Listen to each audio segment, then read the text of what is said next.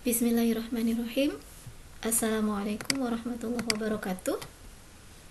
Today we're gonna discuss the last types of synthetic structures, or the fourth type, which is structures of coordination. And I'm very sorry if you wait for too long for this video.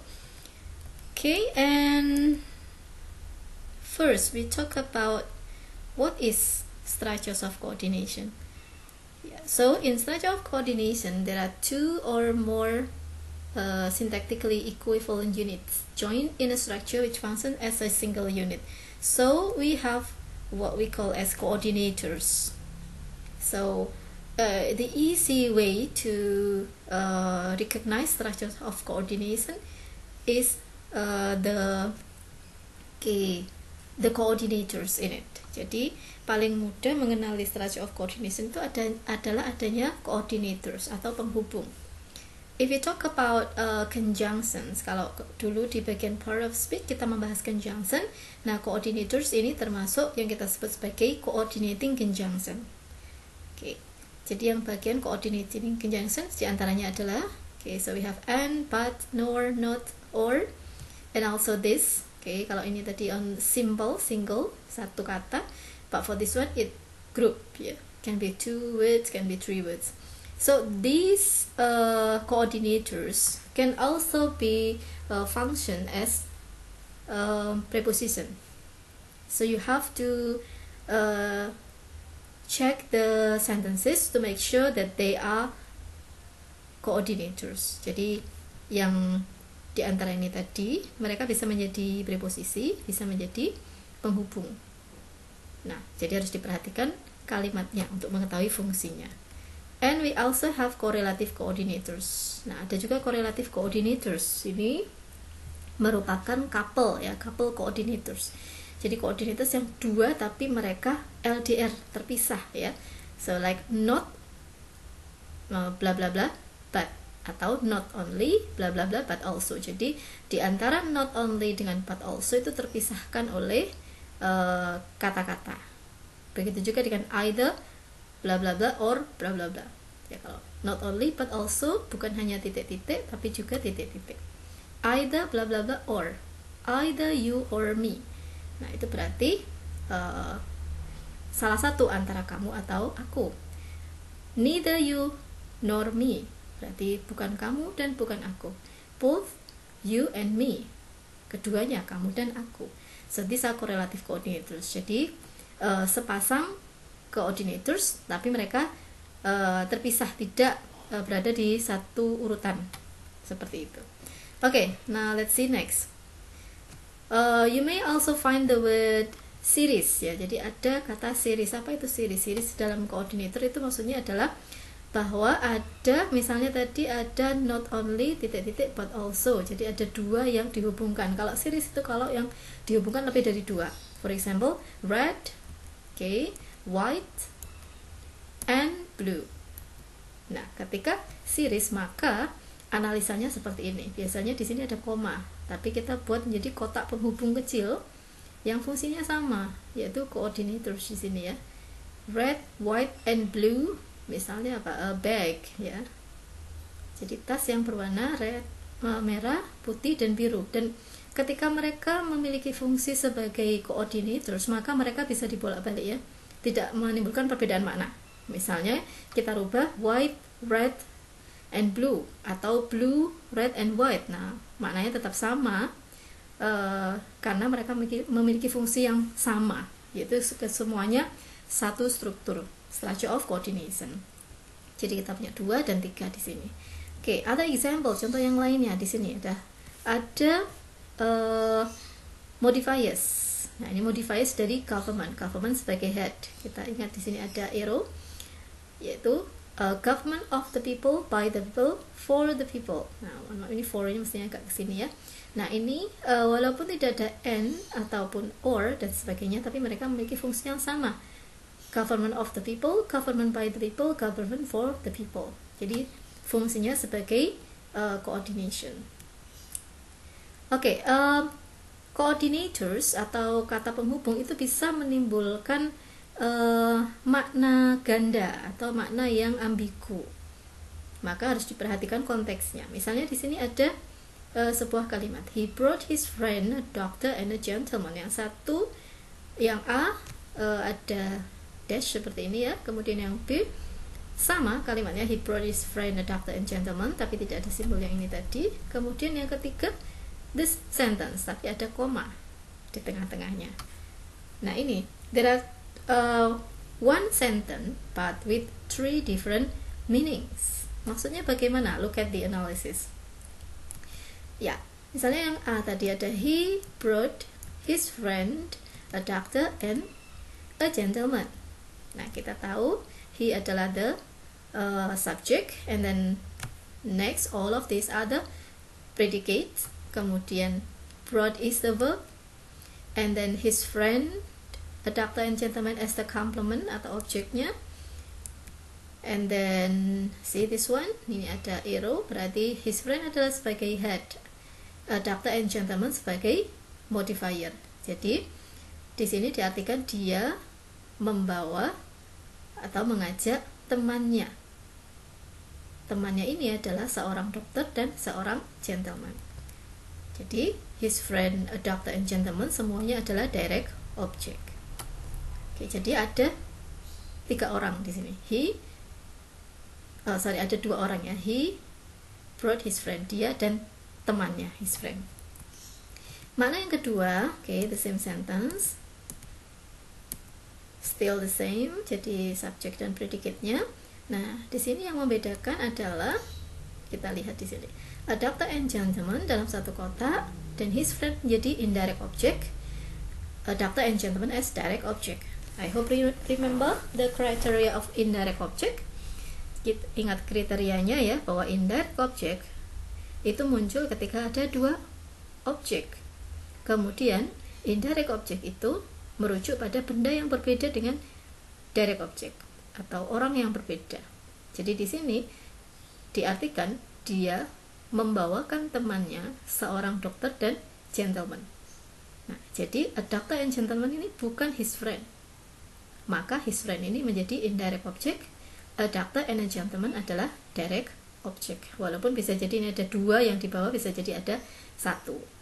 Maka di sini memiliki makna bahwa dalam kalimat ini ada berapa orang. So we have he 1, his friend 2, a doctor and a gentleman 3. Kalau yang tadi hanya ada 2, he and his friend. Karena a doctor and gentleman adalah si his friend tadi ya. Oke, nah so that's the different. What about the third meaning? Nah, apa dengan makna yang ketiga? Tadi yang ada koma-komanya ya. Nah, kalau yang di sini, it's like this one. Nah, jadi di sini his friend, a doctor and a gentleman itu adalah coordination hubungannya. Maka diartikan dia membawa temannya dan juga seorang dokter dan juga seorang gentleman. Jadi makna yang ketiga, yang C ini berarti ada 4 orang. 1, 2, 3, 4. Kalau yang makna kedua bisa jadi ada 3 atau 4. 1, 2, 3 atau 3, 4 ya. Kalau yang makna pertama hanya ada 2, he and his friend. Seperti itu. Jadi the same sentence may have different meaning if you find coordinators in it. Okay? Oh ya, yeah, TAS direct object ya. Oke, next. Kemudian ambigu juga mungkin terjadi antara apakah struktur dalam sebuah kalimat atau frasa itu coordination ataukah modification. Misalnya di sini ada frasa old worn shoes dengan old golf shoes. Kita lihat di sini mirip, sama-sama tentang shoes, sepatu. Kemudian diawali dengan old sama, kemudian ada worn, ada golf. Jadi shoes dengan 2 kata sebelumnya. Nah, kemudian apakah kata sebelumnya ini menjelaskan tentang sepatu? Iya, betul. Jadi sepatu tua yang usang, ini adalah yang pertama. Kemudian apa bedanya? Nah, ternyata ada yang berbeda di sini. Jadi ketika kita analisa, old dan worn itu memiliki hubungan coordination. Yang keduanya menjadi modifiernya shoes ya. So what does it mean? Maksudnya di sini old dan worn itu memiliki fungsi sebagai coordination yang dua-duanya menjadi modifiernya shoes. Dan apa ciri-cirinya coordination adalah mereka bisa dibalik, tidak menimbulkan perbedaan makna. Jadi ini bisa diartikan sepatu tua yang usang atau sepatu usang yang tua. Jadi bisa dibolak-balik, old worn shoes atau worn old shoes. Walaupun ada juga urutan adjektif itu ya, tapi mereka di sini fungsinya atau memiliki hubungan coordination. Coordination ya. Oke, nah beda dengan yang kedua. Kalau yang kedua ini antara old dengan golf itu tidak memiliki hubungan coordination. Tapi apa? Oke, tapi hubungannya adalah see this one. Ya, old itu menjadi modifiernya golf shoes. Kenapa? Karena old dan golf itu tidak bisa dibolak-balik. Jadi ini adalah sepatu golf yang tua. Tidak bisa kita jadikan sepatu tua yang golf. Nah, itu jadi di sini adalah bedanya struktur modification dan struktur coordination dalam sebuah frasa. Oke, next. Ini juga terkait dengan ambigu ya. Oke, di sini ada and. Oke, so you have a look at this and. He was born and lives. He was born and lived. Oke, ini bedanya, ini present, ini past tense. Kemudian apa yang berbeda di sini? Nah, kalau kita lihat di analisanya, kita lihat and di sini menghubungkan antara was born dengan lives. Kalau yang kedua, and menghubungkan antara was born dan lived for 40 years. Jadi yang pertama, in New York atau prepositional phrase-nya itu menjadi modifiernya keduanya, was born and live. Jadi dia lahir dan tinggal di New York, kedua-duanya di New York.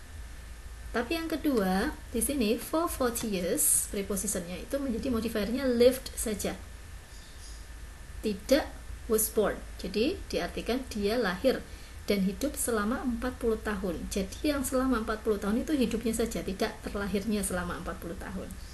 Ya, so have a look at this one. Okay, another example. Contoh yang lainnya lagi di sini. He paints pictures and plays the violin well. Nah, kalau di sini yang membedakan adalah terkait dengan tentunya adanya coordination dan ada keterangan di bagian akhir well. Dia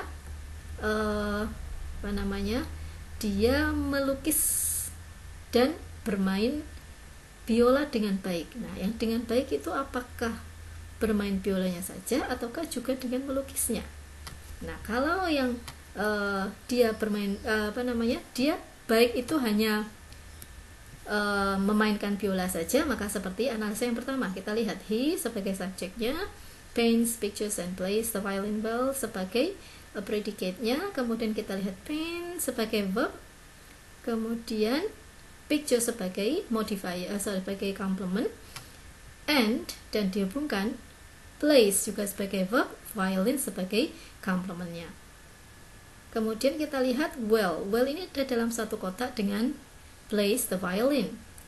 Jadi well di sini hanya menjadi modifiernya plays the violin. Berarti dia memang bisa melukis, tapi lukisannya bisa jadi tidak bagus. Yang bagus adalah memainkan biolanya.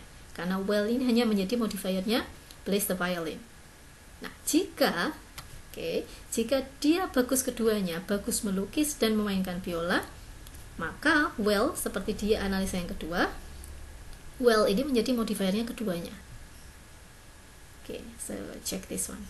Jadi seperti itu.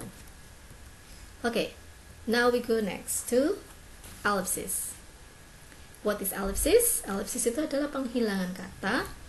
Yang kata dihilangkan itu bisa diprediksi, bisa diketahui dari konteksnya. Karena dianggap juga tidak perlu diulang-ulang ya.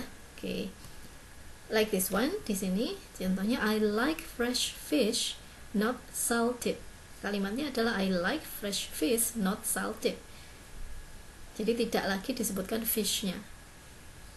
Kenapa di sini kok ada fish-nya? Nah, kalau dianalisa dalam Chinese boxes, maka yang dihilangkan itu terus dimunculkan agar supaya tahu dia fungsinya dalam kalimat itu atau dalam struktur itu sebagai apa. Kalau kita lihat di sini, fish ini menjadi had. Jadi kita tahu bahwa salted itu adalah modifier. Walaupun dia tidak ada headnya, tapi kita tahu bahwa dia adalah sebenarnya modifier ya. Jadi saya suka ikan segar bukan yang asin. Nah, maksudnya yang asin tentunya ikan ya, maka tidak disebutkan kembali. Cuman yang diperhatikan di sini kalau dianalisa di Chinese boxes itu yang dihilangkan itu ada dimasukkan dalam tanda kurung. Oke, next example. Contoh yang lainnya di sini. I told John to come at 10 and Bill at noon. Ya, jadi kata to come itu mungkin bisa dihilangkan ya karena sudah dipahami. Jadi dia meminta John datang jam 10 dan Bill jam 12. Nah, jadi to come-nya itu bisa elliptic ya, dibuang ya, dihilangkan. Tapi ketika dianalisa dia muncul dan kita tahu bahwa at noon itu adalah sebagai modifier dari verb. Oke. Satu contoh lagi untuk ellipsis, misalnya di sini ini kalimat pasif. The house was painted white and the barn red. Rumahnya dicat putih dan gudang merah. Maksudnya tentunya gudangnya dicat merah. Jadi yang dibuang adalah was painted. Dan kita tahu red di situ adalah sebagai complement. Oke, complement apa ini? Oke, if you check our discussion about structure of complementation, you will note that red is objective complement. Oke, next we go to split in inversion. Nah, split itu adalah struktur yang terpecah atau terpisah ya. Inversion itu adalah terjadi terjadi analisa yang terbalik. Ya, kita contohkan misalnya, he chose to eat insects rather than starve. Dia memilih untuk makan serangga daripada kelaparan. Nah, ini kalau kita analisa, tentunya analisa yang biasa ya. Kita tahu bahwa ada predicate, kemudian ada complementnya, kemudian ada di sini juga verb dan complement lagi di dalamnya. Kemudian kita lihat bahwa di sini to eat insect rather than to starve ya. Jadi di sini to-nya sendirian karena dia menjadi modifier dari eat and starve. Oke, nah apa maksudnya dengan di sini split inversion? Nah, split itu terjadi ketika misalnya kata daripada. Nah, daripada itu kan bisa seringkali diletakkan di awal. Nah, kalau diletakkan di awal, misalnya di sini kita pindah daripada kelaparan, dia memilih untuk makan serangga. Nah, kalau seperti itu apakah bisa kalimatnya? It's fine, tapi analisanya akan menjadi terbalik ya. Jadi seperti ini, rather than starve, he chose to eat insects. Nah, ketika seperti ini maka kita tahu seperti halnya di awal tadi, he adalah sebagai subjek, kemudian choose dan seterusnya adalah sebagai predicate, kemudian berikutnya ada complementnya. Nah, seperti ini. Akan tetapi rather than starve ini juga masuk bagian dari predicate, maka kita pun memberikan P yang terbalik ya. Jadi to starve ini juga sebagai predicate walaupun dia di awal. Kemudian rather than starve juga menjadi complement karena dia ada di dalam kotak complement ini tadi ya, seperti yang di sini. Itu maksudnya di sini. Nah, kalau kita buat di gambar itu bisa strukturnya seperti ini ya. Ya, mohon maaf ini mestinya dihapuskan. Maka terjadi ini namanya struktur gagang telepon. Maksudnya ada perpecahan, ada split. Maka ada P yang dibalik seperti ini. Karena predicate-nya ada di depan dan di belakang. Begitu juga dengan complement-nya. Complement juga ada di depan dan ada di belakang. Maka terjadi struktur yang terpecah. Seperti itu. Okay, so this is split in inversion. Okay, we go to correlative coordinators. Oke, nah correlative coordinators tadi kita ingat bahwa ada dua coordinators yang terpisah ya, dan dia bisa berposisi sebagai direct object. Misalnya I bring not peace but a sword. Nah ini jadi keduanya menjadi direct object. Atau sebagai subjective complement. Have you remember? Ingat ya apa itu subjective complement? Itu adalah complement yang muncul setelah linking verb. Okay, he is either extremely clever or totally mad. Ini semuanya adalah sebagai subjective complement yang berupa correlative conjunction. Oke, kemudian bisa juga sebagai modifier. Ya, a man both popular and in good repute. Kita lihat di sini popular, adjective, in good repute itu adalah prepositional phrase, tapi keduanya memiliki equivalent ya, sama-sama memiliki kesamaan yang menjadi modifiernya man walaupun atau part of speech-nya berbeda. Jadi bisa. Tidak harus part of speech-nya sama untuk menjadi atau dianggap sebagai coordinator. Dianggap sebagai coordinations ya, sebagai seimbang. Oke, kemudian yang terakhir ini adalah correlative series. Nah, kalau kita ingat tadi series itu adalah lebih dari 2 yang dihubungkan. Kalau korelatif berarti seperti ini. Kita lihat correlative conjunction-nya adalah neither nor. Kemudian yang dihubungkan bukan hanya 2, neither joy nor love saja, tapi banyak ya di sini. Jadi neither joy nor love, nor light, nor certitude, nor peace, nor help for pain. Kalau kita analisa seperti ini. Oke, ini the joy ini saya tidak gambarkan semua ya. It's gonna be too long. Oke, jadi saya hanya ambil di sini 3 saja ya. Neither joy, nor love, nor peace for the pain. Yang jadi modifiernya. Jadi misalnya apa di sini? Misalnya kalimatnya you bring neither joy, nor love, nor light, nor certitude, nor peace, nor help for the pain. Jadi kamu tidak memberikan kebahagiaan, cinta, cahaya, kepastian, juga bukan kedamaian, dan juga bukan bantuan atas luka ini. Oke, ya semoga saja lukanya bisa sembuh. Okay, so I think that's all that I can say, that I can explain about structures of coordination. So thank you so much. I hope this can help you. Assalamualaikum warahmatullahi wabarakatuh.